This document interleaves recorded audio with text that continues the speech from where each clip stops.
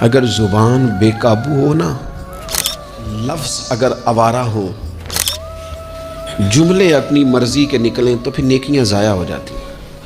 اگر بہت بولنے کی عادت ہو اور جو مرضی کہہ دینے کی عادت ہو اور اپنے غصے پر کنٹرول کا مزاج نہ ہو تو پھر نیکیاں برباد ہو جاتی ہیں۔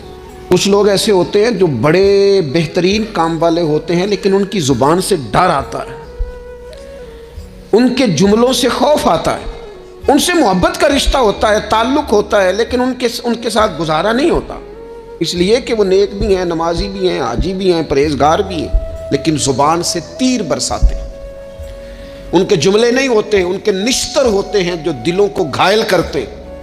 ایسا آدمی اپنی نیکیاں ضائع کر بیٹھتا ہے۔